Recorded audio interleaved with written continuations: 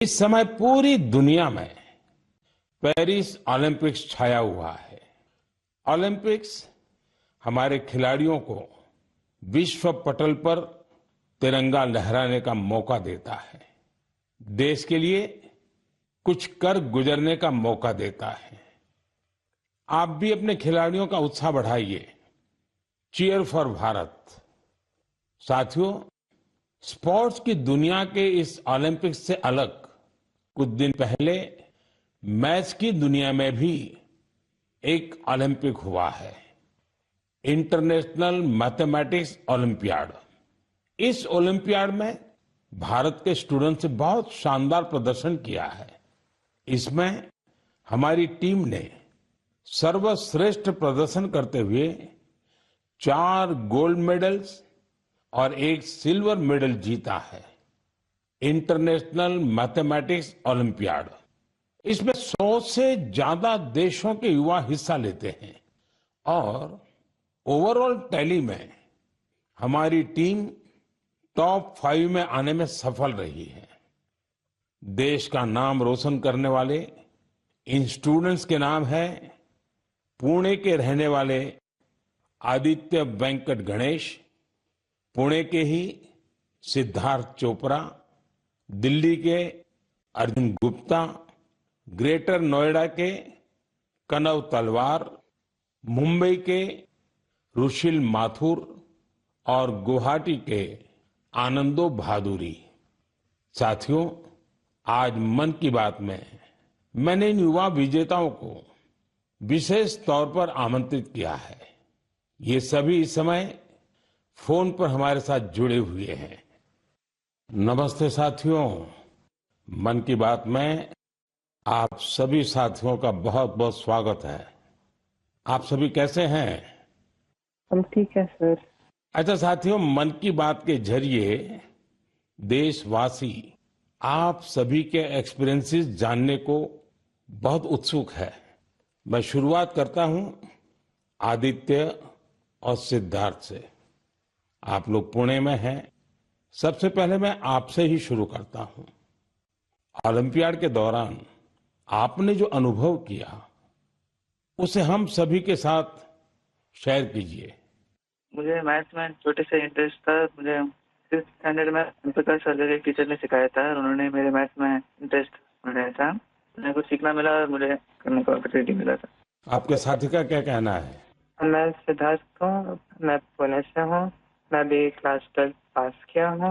ये मेरा second time था आईएमओ में।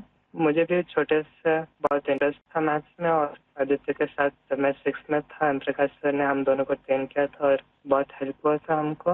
और अभी मैं कॉलेज के लिए CMI जा रहा हूँ और मैथ्स एंड CS परस्यू कर रहा हूँ।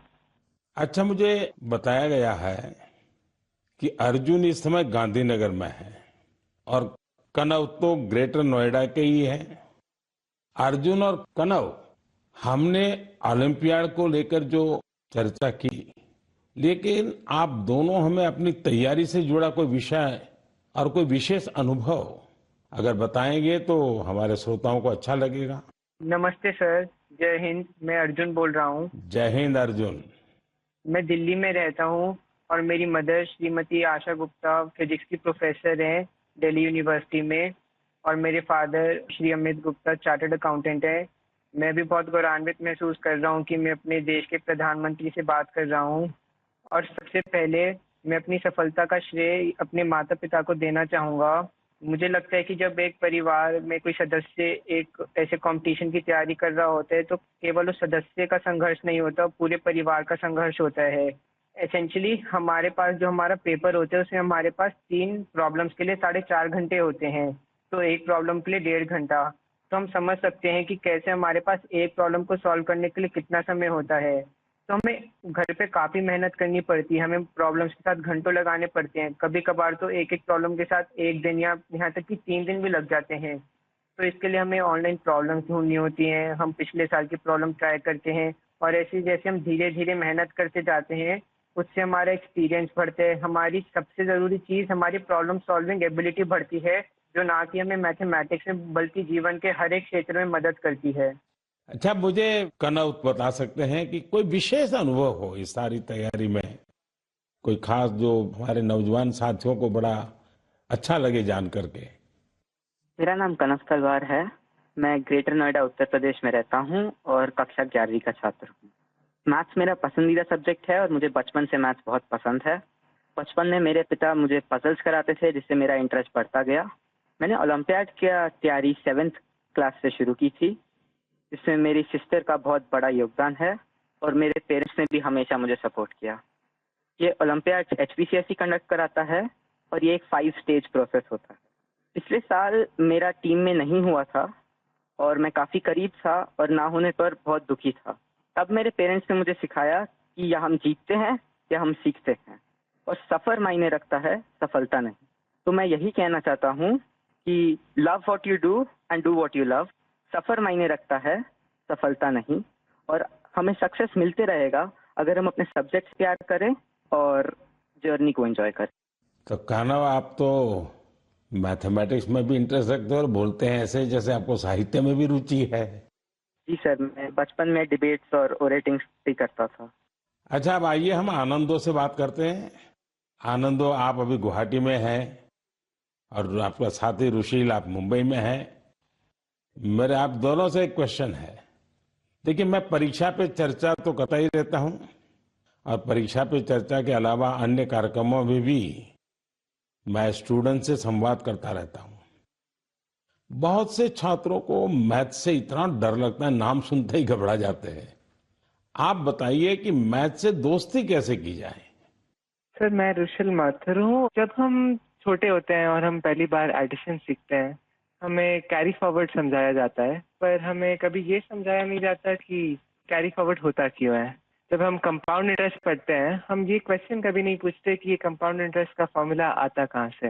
मेरा मानना ये है कि मैथ्स एक्चुअली एक सोचने और प्रॉब्लम सॉल्विंग की एक कला है, और इसलिए मुझे ये लगता है कि अगर हम सब मैथमेटिक्स में एक नया क्वेश्चन जोड़ दें, तो ये क्वेश्चन है कि हम ये क्यों कर रहे हैं, ये ऐसे क्यों होता है।